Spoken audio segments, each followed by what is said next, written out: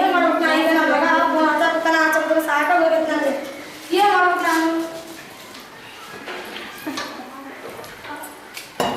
ಅಪ್ಪ ಯಾರು ಸಾಕು 3 ದಿವಸ ಬಿಟ್ಟು ಬಂದೆ ನೀವು ಏನಂತಂದ್ರೆ ಈ ಒಂದು ಆಫೀಸ್ಗೆ ಸರಿ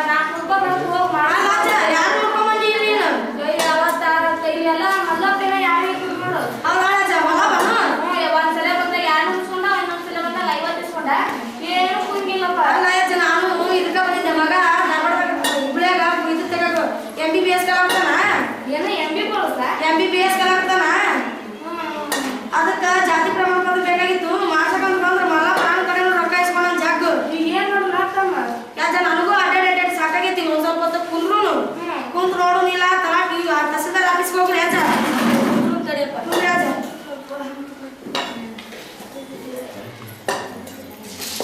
ಯಾಜ ಸಾಕು ಹೋಗಿ ಬರ್ತೀಯಾ ತಹಸೀಲ್ದಾರ್ ಆಫೀಸ್ಗೆ ಹೋಗಿ ಬರ್ತೀಯಾ ತಹಸೀಲ್ದಾರ್ ಆಫೀಸ್ ನೋಡ್ಯಾಜ ಎಷ್ಟು ದೊಡ್ಡದೈತೆ ಇರೋರ್ ಮನಸ್ಸು ದೊಡ್ಡದೈತೆ ಅದು ಅವ್ರಂಗ ಐತೆ ಕೇಳೋದಾರಿ ಯಾಜ ಒಳಗೆ ಹೋಗಿ ಬರ್ತೀಯಾ ಆ ಆಫೀಸಿಗೆ ಹೋಗಿದ್ದೆ ನಂದೆಲ್ಲ ಕಸ್ಕೊಂಡ್ರು ಇಲ್ಲಿ ಬಂದು ನಾನು ಸಾಹೇಬ್ರು ನೋಡ್ಬೇಕು ತೆಗಿಯಪ್ಪ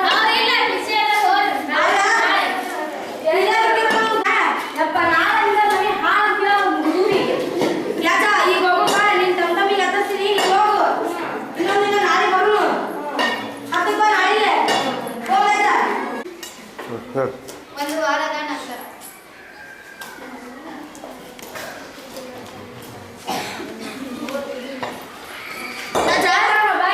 ಬಂದೆ ಯಾಜ ತಹಸೀಲ್ದಾರ್ ಆಫೀಸಿಗೆ ಏನಂತ ನೋಡು ಮಾಡಿ ಸರಿಯಾಗಿ ಬಿಡುತ್ತಲ್ಲ ಅಲ್ಲ ಯಾಕ ಹುಡುಗಾಡ ಅಂತ ಯಾವ ತಿರುವಲ್ಲ ಇರ್ತಾರೆ ಬಿಟ್ರೆ ಬಿಡಿ ನಾವು ಹೋಗಿ ಕುಂದ್ರು ಮೇಲೆ ನಾಳೆಗಾರ ಇರ್ಲಿ ನಾನು ಬರಲಿ ಅವರು ಬಾ ಒಳಗೆ ಹೋಗು ಬಾ ಅಲ್ಲ ಹಿರಿಯರಿಗೆ ನಿಂಗ ಆಗಿನ ಕಾಲದಾಗ ಹಿರಿಯರಿಗೆ ಎಷ್ಟು ಗೌರವ ಕೊಡ್ತಿದ್ರು ಈಗ ನಿಂಗೆ ಎದಕ್ ಬಂದಿರಂತೆಲ್ಲ ನೀನ ಅಲ್ಲ ಅವಾಗ ಆ ಮಲ್ಲಪ್ಪನ ಯಾರು ಹೇಳ್ತೀನಿ ತಮ್ಮ ಅವ ಅವ ಇದ್ದಿದ್ರ ರೊಕ್ಕ ಎಲ್ಲ ಕಸ್ಕೊಂಡು ಅಲ್ಲಿವರೆ ಇಲ್ಲಿವರೆ ಅಂತಂದು ಭಾಳ ಇದು ಮಾಡಿದ ಈಗ ಹೋದ್ರ ಅವನು ಏನು ನಮ್ಮ ಒಳ್ಳೆ ನೋಡಂಗಿಲ್ಲ ನೀನು ಮಾಡಿದ್ರೆ ಏನ್ ಮಾಡೋದು ಎದಕ್ ಬಂದಿರಿ ದೊಡ್ಡ ರೊಟ್ಟಿ ಮೇಲೆ ಕಲ್ಲು ಹಾಕ್ತಿರಲ್ಲ ನಾವು ಸಾರಿ ಕಲಿಲಾರ್ದವರು ಮೇಡಮ್ ಅವ್ರನ್ನ ನೋಡ್ಬೇಕಂತ ಬಂದೀವಿ ನೀವು ಯಾವ ಸಲ ಬಂದ್ರು ಯಾವ ಸಲ ಬಂದು ಬಿಡೋವಲ್ರಿ ಏನ್ ಮಾಡ್ಬೇಕಪ್ಪ ನಾವು ಏನ್ ಮೇಡಮ್ ಅದಿಲ್ಲ ತೆಗಿ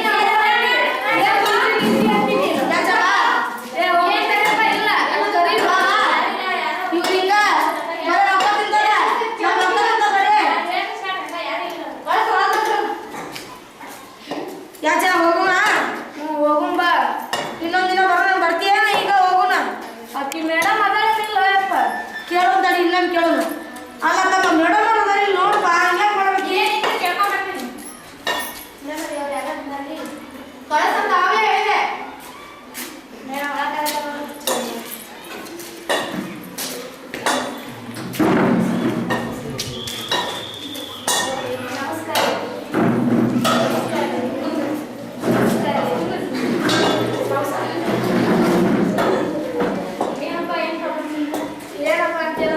ನೋಡು ಅಲ್ಲೇ ತಲಾಟಿ ಕಡೆ ಹೋಗಿದ್ದೆ ಅಲ್ಲೆಲ್ಲ ಇದ್ ರೊಕ್ಕ ಕಸ್ಕೊಂಡ್ರು ತಿಂಗಳಿಗೆ 5 ರೂಪಾಯಿ ದುಡಿತೀನವ ನಾ ಏನ್ ಮಾಡ್ಲಿ ತಿಂಗಳದಾಗ 5 ರೂಪಾಯಿ ದುಡಿತೀನಿ 200 ರೂಪಾಯಿ ಅವ್ರ ಹಾಕಿದ್ದೆ ಇನ್ನು 200 ರೂಪಾಯಿ ಇದೆ ಬಕ್ಕದಾಗ ನೋಡು ನಾನು ಸಾರಿ ಕಲ್ತಿಲ್ಲ ನಾ ಸಾರಿ ಕಲಿಲಾರ್ದಲೇ ಇಲ್ಲಿ ಬಂದಿದ್ದು ಜಾತಿ ಪ್ರಮಾಣ ಪತ್ರ ಮಾಡ್ಸಕಂತ ಬಂದ್ರ ತಲಾಟಿ ಹಾಕ್ಸಿದಾಗ ಮಲ್ಲಪ್ಪನ ರೊಕ್ಕದಿಂದ ಈ ಹತ್ತಂದು ರೊಕ್ಕದಿಂದ ನಾವೇ ಮಾಡ್ಬೇಕು ನಾವು ಸಾರಿ ಕಲ್ತಿಲ್ಲ ಸಾರಿ ಕಲಿಲಾರ್ದ ನಾವು ಏನು ಬಂದಿವಿ ಬೇರೆ ಸಪೋರ್ಟ್ ತಗೊಂಡು ಮಾತಾಡ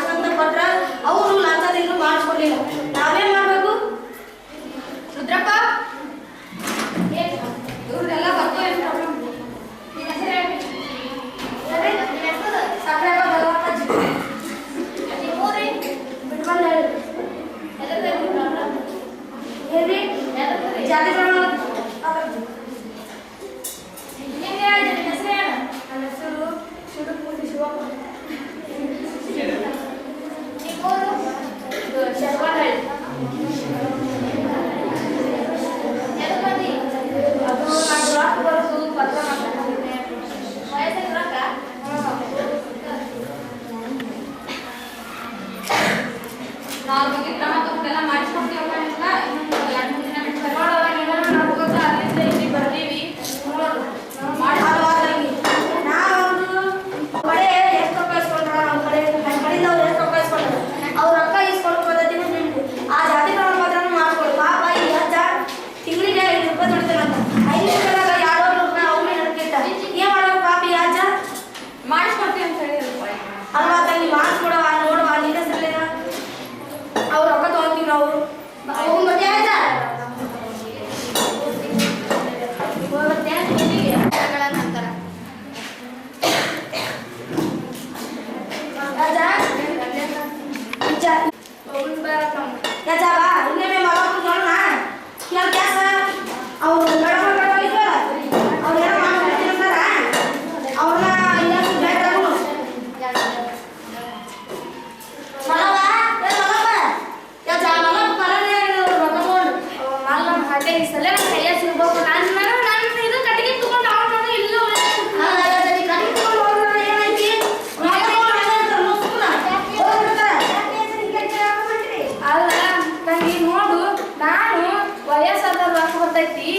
ಅಲ್ಲೇ ಅಜ್ಜ ಎದಕ್ಕೆ ಊರಾಗ ಸುಮ್ಮ ಊರಾಗ ದನ ಕಾದು ಅಲ್ಲೇ ಹಾಕೋದು ಬೆಂಡಿ ಮಾಡಿ ಮೊಸರು ಮಾಡಿ ಮಾರು ಬದ್ದಿ ನಿನಗೆ ಇಲ್ಲಿ ದುಡಿದ್ರೆ 500 ರೂಪಾಯಿ ಬರುತ್ತೆ ಅಲ್ಲಿ ಹೋಗಿ ಅಜ್ಜಿ ಬಾ 400 ರೂಪಾಯಿ ತಿಂಗಳ ಮನೆಗೆ ಬರುತ್ತೆ ಎದಕ್ಕೆ ದುಡಿತಿ ಅಂತ ಹೇಳಿದ್ರವ ಬಂದು ಹೋಗಿ ಕೊಟ್ಟು ಎಲ್ಲ ಮಾಡಿದ್ರೆ ನಾನು 200 ರೂಪಾಯಿ ತಿಂದು ಹೊರತು ಅವ್ರಿಗೆ ಅಂತಾನೆ ಮನೆಗೆ ಬಂದಿಲ್ಲ ನಾನು ನಿಂದೇನಜ್ಜ ನಿಂದೇನು ಕಷ್ಟ ಆಯ್ತು ನೋಡುವ ತಂಗಿ ನಮ್ಮ ಧಾರವಾಡದಾಗ ಸಾಲಿ ಕಲಿಯಾಗ್ತಾನೆ ಅವಾಗ ಏನೋ ಬರ್ತಾವಂತ ಅವು ಬರ್ತಾವಂತ ಅವ ಜಾತಿ ಪ್ರಮಾಣ ಪತ್ರ ಕಳ್ಕೊಡ್ಯಪ್ಪ ಅಂತಂದ್ರ ತಡಿಯಪ್ಪ ನಾನು ಇಲ್ಲಿ ಕೇಳ್ಕೊಂಡು ಯಾರನ್ನಾರ ಪರಿಚಯ ಮಾಡ್ಕೊಂಡು ಜಾತಿ ಪ್ರಮಾಣ ಪತ್ರ ಮಾಡ್ತೀನಿ ಅಂತಂದೆ ಅವಾಗ ಫೋನ್ ಹಚ್ಚಿ 15 ದಿನ ಆಯ್ತು 2 ದಿನ ಬಿಟ್ಟು ಬಾ 4 ದಿನ ಬಿಟ್ಟು ಬಾ ಅಂತಂದು ಇವ್ರು ನಮ್ಮ ಜೇಬೇ ಇದ್ದ ರೊಕ್ಕ ಎಲ್ಲ ತಗೊಂಡು ಎಲ್ಲ ಮಾಡಿದ ರೊಕ್ಕ ಸಲಹಿಸ್ಕೊಂಡು ಶಂಗ ಮಾಡಿದ ರೊಕ್ಕ ಸಲಹಿಸ್ಕೊಂಡು ಏನ್ ಮಾಡ್ಬೇಕಪ್ಪ ನಾವು ಬರೋದಿವಿ ಹಂಗಂತ ತಲಾಟಿಗೆ ಅರ್ಜಿ ಕೊಟ್ಟಿರಿಲ್ಲ ಅಂತ ಹಿಂಗ್ ಬೇಕು ಅಂತ ಹೇಳಿ ಇವೆಲ್ಲ ಇಬ್ರು ಏನ್ ಬೇಕು ಗೊತ್ತಿಲ್ಲ ಸ್ಕಾಲರ್ಶಿಪ್ ಮತ್ತೆ ನೀವು ವಯಸ್ಸು ಬೇಕಿಲ್ಲ ನಿಮ್ಗ ಅರ್ಜಿ ಕೊಟ್ಟಿರಿ ಅವ್ರಿಗೆ ಎಲ್ಲ ಕೊಟ್ಟಿವಮ್ಮ ಅದನ್ನು ಕೊಟ್ಟಿವಿ ಇದ್ದಿದ್ದು ರೊಕ್ಕನ ಕೊಟ್ಟಿವಿ ಲಂಚ ತಗೊಂಡಾರ ಲಂಚನ ಕೇಳುಂಬಾರಿ ಅವೆಲ್ಲ ಕೇಳುಂಬಾರಿ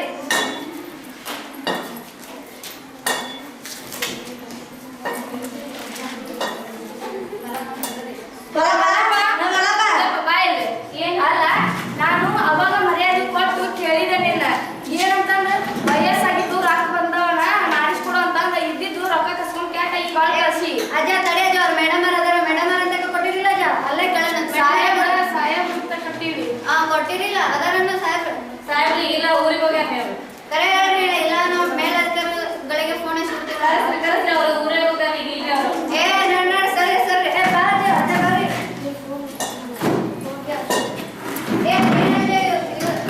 ಇವ್ರಂತ ಅಜ್ಜ ಅಂತ ಏನೋ ಸಾಲ ತಗೊಂಡಿದ್ದಂತಲ್ಲ ನೀವು ಸಾಲ ಲಂಚ ನೀವ ತಗೊಂಡಿರಂತಲ್ಲ ಅವ್ರು ಹೇಳಕತ್ತಾರ ಅವ್ರು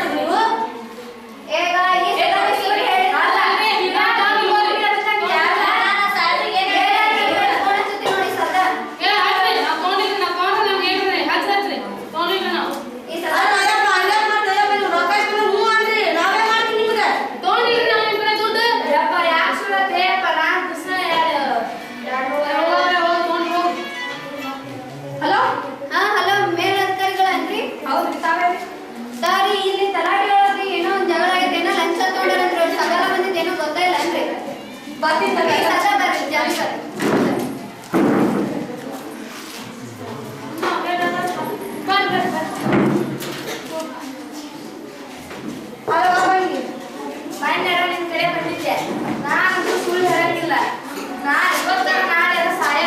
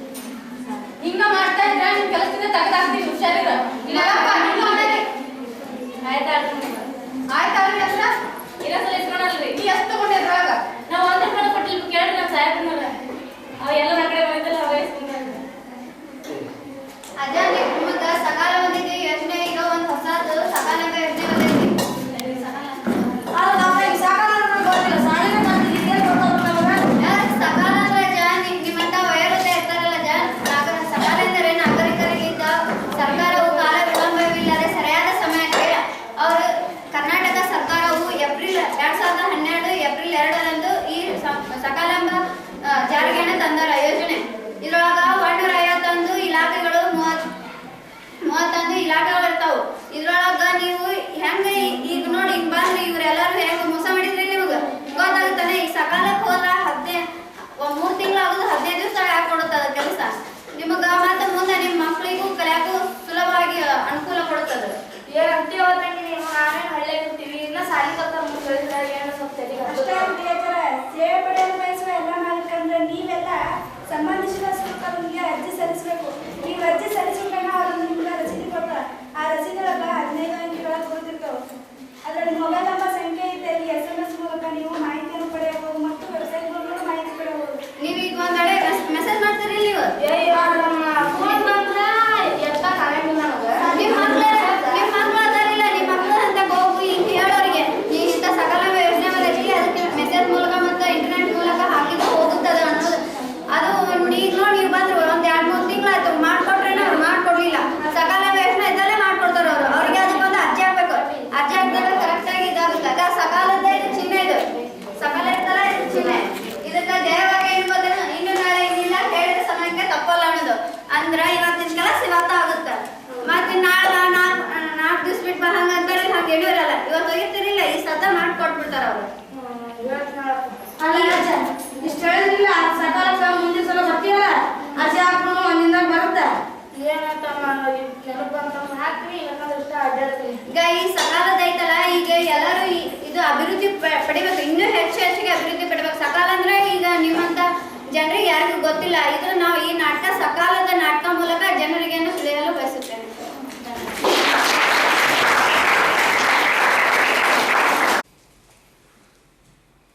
ನಮ್ಮ ಕರ್ನಾಟಕ ಗಣ ಸರ್ಕಾರದವರು ಸಕಾಲ ಒಂದು ಯೋಜನೆಯನ್ನು ಜಾರಿಗೆ ತಂದಿದ್ದು, ಈ ಸಕಾಲದ ಬಗ್ಗೆ ಜನರಿಗೆ ವಿಷಯಗಳನ್ನು ತಿಳಿಸುವುದಕ್ಕಾಗಿ ಶಾಲಾ ಮಕ್ಕಳಿಂದ ಒಂದು ಸಕಾಲದ ಬಗ್ಗೆ ನಾಟಕವನ್ನು ಆಡಿಸಿ ಪ್ರತಿಯೊಬ್ಬರಿಗೂ ಸಕಾಲದ ಬಗ್ಗೆ ಮಾಹಿತಿ ಇರಲಿ ಅನ್ನೋ ಒಂದು ಉದ್ದೇಶದಿಂದ ಗಣ ಸರ್ಕಾರದವರು ಈ ಒಂದು ಯೋಜನೆಯನ್ನು ಹಾಕಿ ಮಕ್ಕಳ ಒಂದು ಪ್ರತಿಭಾ ಕಾರಂಜಿಯ ಕಾರ್ಯಕ್ರಮದ ಅಡಿಯಲ್ಲಿ ಪ್ರೌಢಶಾಲಾ ಮಕ್ಕಳಿಗಾಗಿ ಈ ಒಂದು ಸಕಾಲ ನಾಟಕವನ್ನು ಅರ್ಧ ಗಂಟೆಯಲ್ಲಿ ಆಡತಕ್ಕಂಥ ಇದು ಒಂದು ನಾಟಕ. ಆ ಒಂದು ನಾಟಕದಲ್ಲಿ 8 ಪಾತ್ರಗಳು ಬರ್ತಾ ಇದೆ. ಹೀಗಾಗಿ ನಮ್ಮ ಬಾಗಲಕೋಟೆ ಜಿಲ್ಲಾ ಆಡಳಿತದಿಂದ ಮಾನ್ಯ ಜಿಲ್ಲಾಧಿಕಾರಿಗಳ ಒಂದು ಆದೇಶದ ಮೇರೆಗೆ ನಾವು ತಾಲೂಕಾ ಹಂತದಲ್ಲಿ ಈ ಒಂದು ಸಕಾಲ ನಾಟಕವನ್ನು ಹಮ್ಮಿಕೊಂಡಿದ್ದಾಗಿದೆ. ಈ ಒಂದು ಸಕಾಲ ನಾಟಕದಲ್ಲಿ ಒಟ್ಟಾರೆ ನಮ್ಮ ತಾಲೂಕಿನಿಂದ 4 ಶಾಲೆಗಳಿಂದ ಈ ಸಕಾಲ ನಾಟಕವನ್ನು ಮಕ್ಕಳು ಒಂದು ಪ್ರದರ್ಶನವನ್ನು ನೀಡಲಿದ್ದಾರೆ.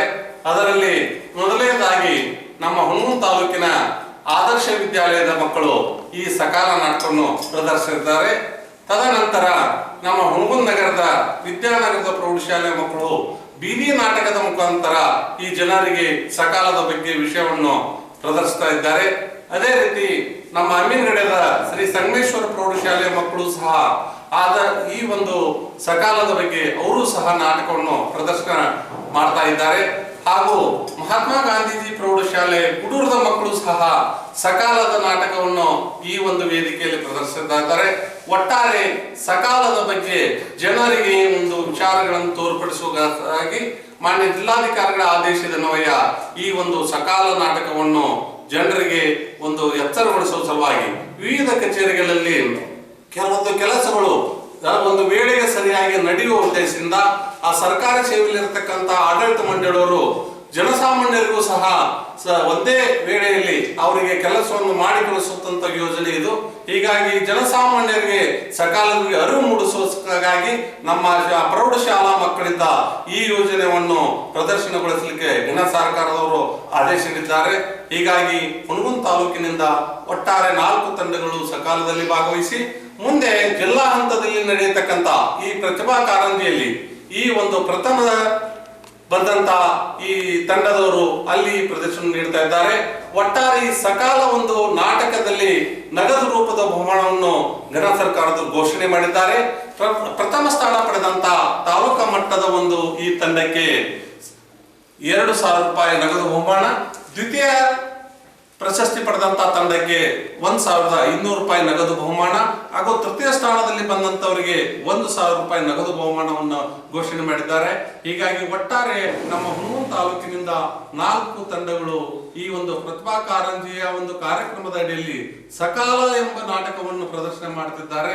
ಈ ಸಕಾಲ ನಾಟಕ ಪ್ರದರ್ಶನಕ್ಕಂತ ಯಾವತ್ತು ನಮ್ಮ ಪ್ರೌಢಶಾಲೆಯ ವಿದ್ಯಾರ್ಥಿಗಳಿಗೆ ನಾನು ಇಲಾಖೆ ವತಿಯಿಂದ ಅವರಿಗೆ ಶುಭ ಹಾರೈಸ್ತಾ ಇದ್ದೇನೆ. ಜೈ ಹಿಂದ್. ನಾವು ಮಾಡುತ್ತಿರುವ ನಾಟಕದ ಹೆಸರು ಸಕಾಲ. ಈಗ ಪಾತ್ರ ಪರಿಚಯ. ನನ್ನ ಹೆಸರು ಬಸವರಾಜ್ ಮಡಿವಾಳ, ನನ್ನ ಪಾತ್ರ ರೈತ. ನನ್ನ ಹೆಸರು ಸಂಗಮೇಶ್ ಕಡ್ಲಿಮಟ್ಟಿ, ನನ್ನ ಪಾತ್ರ ಲಾಯರ್. ನನ್ನ ಹೆಸರು ಅಮರೇಶ್ ಗೊರ್ಚಿಕ್ನವ್, ನನ್ನ ಪಾತ್ರ ಮಾಸ್ತರ. ನನ್ನ ಹೆಸರು ಕಿರಣ್ ಆರಿ, ನನ್ನ ಪಾತ್ರ ಅಂಗವಿಕಲನ ಪಾತ್ರ. ನನ್ನ ಹೆಸರು ಸುನಿಲ್ ನಾಗರಾಳ್, ನನ್ನ ಪಾತ್ರದ ಹೆಸರು ಡಿ ದೇವರಾಜ್, ಹಿಂದುಳಿದ ವರ್ಗದ ಇಲಾಖೆ. ನನ್ನ ಹೆಸರು ಶರಣಂ ಸಾನೇಸರ್, ನನ್ನ ಪಾತ್ರ ಜಡ್ಜ್. ನನ್ನ ಹೆಸರು ಸಚಿನ್ ಎಂ ಪಟೇಲ್, ನನ್ನ ಪಾತ್ರ ಊರ್ನಗೌಡ. ನನ್ನ ಹೆಸರು ಶಿವಕುಮಾರ್ ಶರಣರ್, ನನ್ನ ಪಾತ್ರ ತಹಶೀಲ್ದಾರ್ ಆಫೀಸಿನ ಕ್ಲರ್ಕ್. ಹಿರಿಯ ಶಿಕ್ಷಕನಾಗಿ ಕಾರ್ಯನಿರ್ವಹಿಸ್ತಾ ಇದ್ದೇನೆ. ಪ್ರತಿಭಾ ಕಾರಂಜಿ ತಾಲೂಕು ಮಟ್ಟದಲ್ಲಿ ಗಣರಾಜ್ಯ ಸರ್ಕಾರದ ವತಿಯಿಂದ ಸಕಾಲ ನಾಟಕ ಈ ಭಾವನೆಗಳು ಎಲ್ಲ ಜನರಿಗೆ ಮುಟ್ಟಬೇಕು ಅನ್ನುವಂಥ ಉದ್ದೇಶದಿಂದ ಈ ವರ್ಷದಲ್ಲಿ ಪ್ರಪ್ರಥಮ ಬಾರಿಗೆ ಸಕಾಲ ನಾಟಕವನ್ನು ಮಾಡೋದಕ್ಕೋಸ್ಕರ ಅನುಮತಿ ಕೊಟ್ಟಿರೋದ್ರಿಂದ ನಮ್ಮ ಶಾಲಾ ವತಿಯಿಂದ ಮಕ್ಕಳು ಕೇವಲ 4-5 ದಿನಗಳಲ್ಲೇ ಒಂದು ನಾಟಕವನ್ನು ಅಭಿನಯಿಸ್ತಾ ಇದ್ದಾರೆ. ಇದಕ್ಕೆ ಸಹಶಿಕ್ಷಕರು ಮತ್ತು ಶಿಕ್ಷಕರಿಂದ ಹಾಗೂ ಎಲ್ಲ ವಿದ್ಯಾರ್ಥಿಗಳು ತುಂಬ ಚೆನ್ನಾಗಿ ಭಾಗಿಗಳಾಗಿದ್ದಾರೆ. ಆ ಎಲ್ಲ ಶಿಕ್ಷಕರಿಂದ ಮತ್ತು ವಿದ್ಯಾರ್ಥಿಗಳಿಗೆ ಹೃತ್ಪೂರ್ವಕವಾದಂಥ ಧನ್ಯವಾದಗಳನ್ನು ಅರ್ಪಿಸ್ತೇನೆ.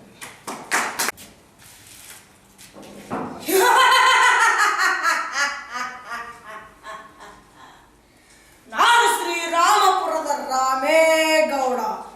ನನ್ನ ಇಟ್ಟ ಗುರಿ ಬಿಟ್ಟ ಬಾಣ ಎಂದು ತಪ್ಪಲ್ಲ, ತಪ್ಪುವುದೂ ಇಲ್ಲ. ಎಲ್ಲ ಸರ್ಕಾರಿ ಆಫೀಸರ್ಗಳು ನನ್ನ ಕೈಯಲ್ಲಿ. ನಾನು ಹೇಳಿದಾಗೆ ಅವರು ಕೇಳಬೇಕು. ಒಂದು ವೇಳೆ ಕೇಳದಿದ್ದರೆ ನಿಮಗೆ ಗೊತ್ತು. ಈಗ ನಾನು ಒಂದು ಸರ್ಕಾರಿ ಆಫೀಸಿಗೆ ಹೋಗಿ ನನ್ನ ಕೆಲಸವನ್ನು ಹೇಗೆ ಮಾಡಿಕೊಂಡು ಬರ್ತೇನೆ, ನೀವೇ ನೋಡಿ.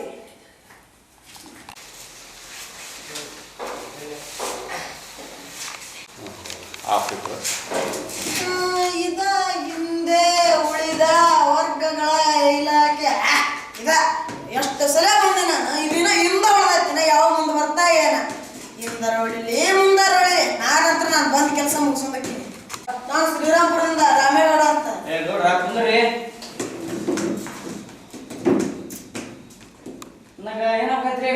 ಹೊಲಕ್ಕ ಬೋರ್ ಹಾಕೋದಲ್ರಿ, ಗಂಗಾ ಕಲ್ಯಾಣ ಯೋಜನೆ. ನಮ್ಮ ಹೊಲಕ್ಕೆ ಒಂದೆರಡು ಬೋರ್ ಹಾಕ್ಸ್ಬೇಕಿತ್ರಿ. ಏ ಭಾಳ ಬಿಡ್ರಿ ಅವು. ಇರ್ಬೇಕು ಮತ್ತೆ ಕಡಿಮೆ ಹೊಲ ಹೊಂದಿರ್ಬೇಕು ಅಂತ ಬರ್ತೀರಿ ಗೌಡ್ರ. ನೀವೇನು ಇದ್ದರ ಕೇಳಿದ್ರೆ ನಾವು ಮನಿಗೆ ಹೋಗ್ಬೇಕ್ರಿ ಗೌಡ್ರ. ನೋಡ್ರಿ ಮತ್ತೆಲ್ಲ ನಿಮ್ ಕೈಗೆಲ್ಲ ಮಾಡ್ರಿ. ಗೌಡ್ರ ಅವೆಲ್ಲ ಅವಾಗಿತ್ರಿ, ಅವಾಗಿಂದ ಆಗಿತ್ರಿ. ಈಗ ಏನ್ ಕಾಣಲ್ಲ ಭಾಳ ಸ್ಟ್ರಿಕ್ಟ್ ಆಗ್ತದ್ರಿ. ನಾವ್ ಏನ್ ಮಾಡಿದ್ರೆ ನಡೆಯಲ್ರಿ ಈಗ. ಯಾಷ್ಟ್ರಿ ನಾ ಎಲ್ಲ ಹಿಂದಕ್ಕಿಂತ ರಗಡ್ ಕೆಲಸ ಮಾಡ್ಸೋದಿನ್ರಿ. ಎಲ್ಲ ಮಾಡ್ರಿ ನಾ ಎಲ್ಲ ವ್ಯವಸ್ಥೆ ಮಾಡ್ತೀನಿ ನಿಮ್ಗೆ. ಸ್ವಲ್ಪ ಗೌಡ್ರ ಸ್ವಲ್ಪ ಕೊಡೋಕಾತ್ರಿ ಗೌಡ್ರ. ಕೊಡು ಮಾಡ್ರಿ, ಒಂದು 10,000 ರೂಪಾಯಿ ಕೊಡ್ತೀನಿ. ಗೌಡ್ರ ಇದನ್ನೆಲ್ಲ ನಮ್ಗಲ್ರಿ ಗೌಡ್ರ. ನ್ಯಾಯ ಅಧಿಕಾರಿಗಳಿಗೆ ಅವ್ರು ಕೊಡ್ಬೇಕು ಇವ್ರು ಕೊಡ್ಬೇಕು, ನಮ್ಗೆ ಏನು ಉಳಿಯಲ್ರಿ ಗೌಡ್ರ. ಅಷ್ಟು ನೋಡಿ ಕೊಡ್ರಲ್ಲ. ಯಾರಿಗೆ ಕೊಡ್ತೀರಿ? ಮತ್ತೆ ಲಾಸ್ಟ್ ಒಂದು 15,000 ರೂಪಾಯಿ ಕೊಡ್ತೇನ್ರಿ. ನೋಡಿ ಎಲ್ಲ ಕೆಲಸ ಮುಗಿಸ್ಬಿಡ್ರಿ. ನೋಡಿ ಕೊಡ್ರಿ ಗೌಡ್ರ. ಕೊಡ್ತೀನಿ ನೋಡ್ರಿ. ಈಗ ಒಂದು 5,000 ರೂಪಾಯಿ ಅಡ್ವಾನ್ಸ್ ಅದ ತೋರಿಸಿ.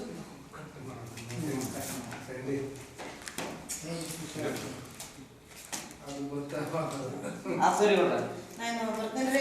ಆಯ್ತು ರೀ ಗೌಡ್ರ, ಮಾಡ್ತಾರೆ. ಸರಿ.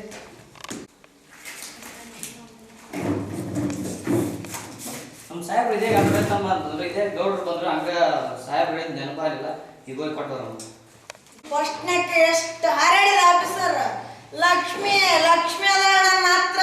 ನಾ ಹೇಳ್ದಂಗೆ ಇಂಥ ಆಫೀಸರ್ ಇನ್ನೂ ದೊಡ್ಡ ಆಫೀಸರ್ ನನ್ನ ಮಾತು ಕೇಳ್ಬೇಕು. ಈಗ ಹೆಂಗ್ ಹೋಗಿ ನನ್ನ ಕೆಲಸ ಜಲ್ದಿ ಮಾಡ್ಕೊಂಡ್ ಬಂದಿನಿ. ಇನ್ನೊಂದು ಆಫೀಸ್ಗೆ ಹೋಗಿ ಇಷ್ಟೇ ಜಲ್ದಿ ಮಾಡ್ಕೊಂಡ್ಬಿಡ್ತೀನಿ. ನನ್ನ ಕೆಲಸ ಮಾಡ್ಕೊಂಡ್ಬರ್ತಿದ್ರೆ ನನ್ನ ಹೆಸರು ರಾಮೇಗೌಡನೇ ಅಲ್ಲ.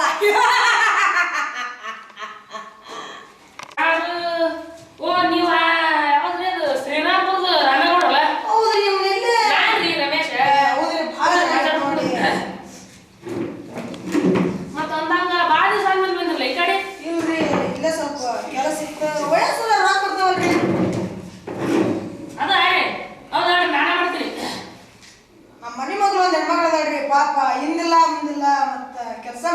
ಬಿಡ್ರಿ ನಿಮ್ಮ ಹೆಸರು ಹೇಳಿ ಜೀವನ ಮಾಡ್ತಾಳ ಮಾಡಿದ್ರ ಬಿಡ್ರಿ ಅದೇನ್ ದೊಡ್ಡದಾಗಲ್ಲ ಮತ್ತ ಅಂದಂಗ ಹೆಣ್ಮಗಳು ವೇಷ ಇಟ್ಟಿದ್ರಂದ್ರಿ ಏ ಭಾಳ ಬಿಡ್ರಿ ಬಾಳ ಇವತ್ತು ನೋಡ್ರ ಬಾಳ ಅಂದ್ರೂ ಈಗ ಬರ್ಯಾಕ ನಮ್ಗ ಇದು ಬೇಕ್ರಿ ಅಲ್ಲ ಅದು ಏಟ್ ಆಗೈತೆ ಒಂದು 50 ಮ್ಯಾಲಿಗೆ ಬಿಡ್ರಿ 50 ಬಾಳ ಅಂದ್ರಿ ಗೌಡ್ರ ಅವಕ್ಕೆಲ್ಲ 65 ಆಗಿರ್ಬೇಕು 65 70 ಮನಸ್ ನೋಡ್ರಿ 20 ವಯಸ್ಸಿದ್ರೆ ಕೊಡ್ತೀರಿ ನೀವು ಅದು ಮೊದಲಿತ್ರಿ ಗೌಡ್ರ ಈಗೆಲ್ಲ ಕಾನೂನು ಭಾಳ ಸಿಕ್ಕದವು ಮೊದಲೆಲ್ಲ ಮಾಡಕ್ ಬರೋದಿಲ್ಲ ಯಾಕೆ ತೋರಿ ಮಾಡ್ಬಿಡ್ರಿ ಎಲ್ಲ ನಿಮ್ ಕೈ ಅದಾವ ಕೆಲಸ ಮಾಡ್ತೀನ್ರಿ ಮತ್ತ ನಮ್ಮನಿಟ್ ನೋಡ್ರಲ್ಲ ನೀವು ಸಂಜೆಗೆ ಮನೆ ಕಡೆ ಬಂದ್ಬಿಡ್ರಿ ನಾ ಎಲ್ಲ ನಿಮ್ಗೆ ವ್ಯವಸ್ಥೆ ಮಾಡ್ತೀನಿ ಆಯ್ತಾ ಅಂದ್ರೆ ಬಂದ್ಬಿಡ್ತೀನಿ ಸಂಜೆ ಕಡೆ ಮನೆ ಕಡೆ ಅಲ್ರಿ 2 ದಿನ ಮಾಡ್ಬಿಡ್ತೀನಿ ಮತ್ತೆ ಕೆಲಸ ಮಾಡ್ತೀನಿ ಬರ್ತೀನಿ ಆಯ್ತು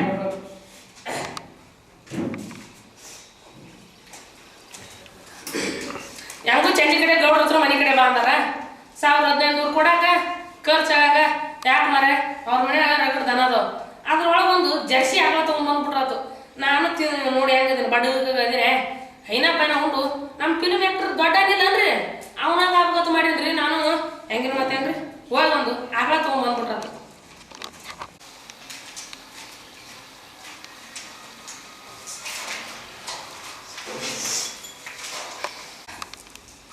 ಏನಪ್ಪ ದಾರಿ ಮಳಿ ಇಲ್ಲ ಬೆಳಿ ಇಲ್ಲ ಬೆಳಿ ನೋಡಿದ್ರ ಅರ್ಧಕ್ಕ ನಿಂತೈತಿ ಈ ರಾಮೇಗೌಡನ್ ಸಾಲ ಬೆಟ್ಟದಂಗ ಬೆಳ್ದೈತಿ ಮನ್ಯಾಗ ಹೆಂಡತಿ ಮಕ್ಕಳದವು ಏನು ಮಾಡು ದಾರ ಈ ರಾಮೇಗೌಡ ನೋಡಿದ್ರ ಸಾಲ ತೀರ್ಸು ಅಂತಾನ ನಾ ಎಲ್ಲಿಂದ ತೀರ್ಸು ಯಪ್ಪ ಈ ಮಳಿನೂ ಇಲ್ಲ ಬೆಳಿನೂ ಇಲ್ಲ ಏನು ಮಾಡು ಯಪ್ಪ ದಾರ ನನಗ ಈ ಜೀವನದೊಳಗೆ ಈಜಾಡಿ ಸಾಕಾಗ್ಬಿಟ್ಟೈತಪ್ಪ ದಾರ ನಾನು ನಿನ್ ತಾಕ ವಿಷ ಕುಡಿದು ಸಾಯ್ಬೇಕಂತ ಮಾಡಿನೋ ಯಪ್ಪ ದಾರ ವಿಷ ಕುಡಿದು ಸಾಯ್ತೀನೋ ಯಪ್ಪ ನಾ ನಿನ್ ತಾಕ ಬರ್ತೀನೋ ಯಪ್ಪ ದಾರ ನಾನು ಕರ್ಕೊಂಬಿಡು ಯಪ್ಪ ಕರ್ಕೊಂಬಿಡು ಹೆಂಗೋ ಔಷಧಿ ಅಂತೇಳಿ ಎಣ್ಣೆ ತಂದಿದ್ಯಾ ಅದನ್ನ ಕೊಡು ನಿನ್ ತಾಕ ಬರ್ತೀನಿ ದಾರ ನಾನು ಕರ್ಕೊಂಬಿಡು ಯಪ್ಪ ಕರ್ಕೊಂಬಿಡು ಹೆಸರಿಗೆ ತಕ್ಕಂತೆ ಶ್ರೀರಾಮನಂತವರೇ ತುಂಬಿರುವ ಊರು. ನಾನು ಇಲ್ಲಿಗೆ ಬಂದು 20 ವರ್ಷಗಳಾದವು. ಇಲ್ಲಿಯ ಜನ ಪ್ರಾಮಾಣಿಕರು, ಸತ್ಯಶೀಲರು, ಸೈನಿಗಳು, ಹೃದಯವಂತರು, ಎಲ್ಲರೊಂದಿಗೂ ಸದಾಕಾಲ ವಿಶ್ವಾಸದಿಂದಲೇ ಇರುವ ಹಾಗೂ ದುಡಿತವೇ ದುಡ್ಡಿನ ತಾಯಿ ಎಂಬ ಮಾತನ್ನ ನಂಬಿಕೊಂಡು ಆಚರಿಸುತ್ತಾ ಬಂದಿರುವರು. ಹಸಿರೇ ಉಸಿರಾಗಿರುವ ಈ ಆಧುನಿಕ ನಗರ ಜನಜೀವನದಿಂದ ಬಹು ದೂರವಿರುವ ಈ ಗ್ರಾಮ ಭಾರತೀಯ ಸಂಸ್ಕೃತಿಯ ಪ್ರತೀಕದಂತಿದೆ. ಆದರೆ ಇತ್ತೀಚೆಗೆ ಮಳೆ ಕಡಿಮೆಯಾಗಿ ಬೆಳೆಗಳಿಗೆ ರೋಗಗಳು ಬಂದು ರೈತರ ಸ್ಥಿತಿ ಚಿಂತಾಜನಕವಾಗಿದೆ. ಹಾಗೆ ಈ ಊರಿನ ರಾಮೇಗೌಡನಂತ ಮೋಸಗಾರ ಗೌಡನಂತವರಿಂದಲೂ ಸಂಕಷ್ಟಗಳು ಬರುತ್ತಲೇ ಇರುತ್ತವೆ. ಹೀಗೆ ಮುಂದುವರೆದರೆ ಹಳ್ಳಿಗರ ಸ್ಥಿತಿ ಗಂಭೀರವಾಗುತ್ತದೆ. ಸರ್ಕಾರ ಜನರ ಉದ್ಧಾರಕ್ಕಾಗಿ ಹಲವಾರು ಯೋಜನೆಗಳನ್ನ ಜಾರಿಗೆ ತಂದಿದೆ. ಅನ್ನ ಭಾಗ್ಯ ಯೋಜನೆ, ಭಾಗ್ಯಲಕ್ಷ್ಮಿ ಯೋಜನೆ, ಕ್ಷೀರ ಭಾಗ್ಯ ಯೋಜನೆ, ಸಕಾಲದಂತ ಯೋಜನೆಗಳನ್ನ ಜಾರಿಗೆ ತಂದಿದ್ದರು. ಅವು ಜನರಿಗೆ ಸರಿಯಾಗಿ ತಲುಪುತ್ತಿಲ್ಲ. ಹೀಗೆ ಮುಂದುವರೆದರೆ ಈ ನಾಡಿನ ಸ್ಥಿತಿ ಗಂಭೀರವಾಗಬಹುದು. ನೋಡೋಣ. ಆಗಿದ್ದು ಆಗಲಿ. ಇಲ್ಲೇ ನಮ್ಮ ಬಸಪ್ಪಣ್ಣ ಮಣಿ ಐತಿ, ವಿಚಾರಿಸ್ಕೊಂಡು ಹೋದ್ರಾಯ್ತು. ಬಸಪ್ಪಣ್ಣ ನಾನಪ್ಪ ಮಾಸ್ತರ. ಬಾಯಪ್ಪ ಆರಾಮದಿಲ್ಲಪ್ಪ. ಆರಾಮದಿ ಬಸಪ್ಪಣ್ಣ, ನೀವೆಲ್ಲಿದ್ರಿ? ನಮ್ಮದೇನು ಗತಿಯಪ್ಪ ಬಾಳೆ. ಮತ್ತೇನಪ್ಪ ಈ ಕಡೆ ಹೊಂಟಿದ್ದಿ? ಏನಿಲ್ಪ ಈ ಕಡೆ ಹಂಗ ಹೊಂಟಿದ್ಯಾ? ನಿನ್ನ ಮೊಮ್ಮಕ್ಕಳ ಬಗ್ಗೆ ವಿಚಾರಿಸ್ಕೊಂಡು ಹೋದ್ರೆ ಆಯ್ತು ಅಂತ ಬಂದ್ಯಾ? ಯಾಕೆಪ್ಪ ಏನ್ ಗಲಾಟೆ ಮಾಡ್ಕೊಂಡವನ? ಏನ್ ದಾಂಧೆ ಮಾಡಿಲ್ಲ ಬಸಪ್ಪಣ್ಣ, ಏನ್ ದಾಂಧೆ ಮಾಡಿಲ್ಲ. ಇಬ್ರು ಬಹಳ ಚೆನ್ನಾಗಿರ್ತಾರ. ಯಾಕ ಒಂದ್ 2 ದಿವಸದಿಂದ ಇಬ್ರು ಹುಡುಗರು ಬಹಳ ಸುಮ್ ಕೂತಿದ್ರಲ್ಲ ಸಾಡ್ಯಾಗ. ಏನ್ ಕೇಳ್ತೀವೋ ಯಪ್ಪ, ನಮ್ಮ ಮನಿ ಪರಿಸ್ಥಿತಿ ತಿನ್ನಾಕ ಕೋಳಿಲ್ಲಪ್ಪ, ಉಡಾಕ ಬಟ್ಟಿಲ್ಲ, ಮನ್ಯಾಗ ಹೆಂಡತಿ ಮಕ್ಕಳದವು. ಮೊನ್ನೆ ರಾಮೇಗೌಡ ಭೇಟಿಯಾಗಿದ್ದ. ನೀ ಯಾವಾಗ ಸಾಲ ತೀರಿಸ್ತೀವ, ತೀರ್ಸಕ್ಕಂದ್ರ ನಿನ್ ಹೊಲ ನಿನ್ ಮನಿನ ಮತ್ ನನ್ನ ಹೆಸರೇ ಬರ್ಕೊಂಡ್ಬಿಡ್ತೀನಿ ನೋಡು ಅಂತ ಅಂದ್ಯಪ್ಪ. ಮತ್ ಏನ್ ಮಾಡ್ಯಪ್ಪ, ಬರ್ತಂದ ಬಂದು ಬಂದಿನಿ. ಅದಕ್ಕ ನೀ ನನ್ನ ಮಗ ಅಂತಂದ ಹೇಳ್ತೀನಪ್ಪ. ಆ ವಿಷಯ ಕೊಡು ಸಾಯ್ಬೇಕಂತ ಮಾಡಿನೋ ಯಪ್ಪ, ವಿಷಯ ಕೊಡು ಸಾಯ್ತೀನಿ. ಏ ಬಸಪ್ಪಣ್ಣ, ಇದೇನಾದ್ರೂ ನೀವ ಹಿಂಗಂದ್ರಂಗಪ್ಪ. ಮತ್ ನಾ ವಿಷಯ ಬಾಕಿ ಪಡಿ ಬ್ಯಾಡಪ್ಪ. ನಾನು ಒಂದ್ ದಾರಿ ತೋರಿಸ್ತೀನಿ. ಇಲ್ಲ ಬೆಳಿಲಂತಿ ಮತ್ತ ಸರ್ಕಾರ ನಿಮಗಂತ ಹಲವಾರು ಯೋಜನೆಗಳನ್ನ ಜಾರಿಗೆ ತಂದಾರ. ಅದ್ರಾಗ ಗಂಗಾ ಕಲ್ಯಾಣ ಯೋಜನೆ ಅನ್ನೋದೊಂದು. ಅದ್ರಾಗ ಯಾಕೆ ನೀ ಅರ್ಜಿ ಹಾಕ್ಬಾರ್ದು? ಇಲ್ಲಪ್ಪ 3 ತಿಂಗಳಿಂದ ನಿಮ್ಮಂತ ಯಾರು ಹೇಳಿದ್ನಪ್ಪ, ಹೋಗಿ ಯಾಕೆ ಬಂದಿದ್ನಪ್ಪ.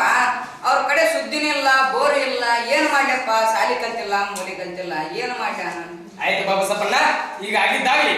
ಈಗ ಸಕಾಲ ಅಂತ ಒಂದು ಹೊಸ ಯೋಜನೆ ಬಂದೈತಿ. ಯಾವ ಕಾಲಪ್ಪ? ಕಾಲದಪ್ಪ ಬಸಪ್ಪಣ್ಣ, ಸಕಾಲ.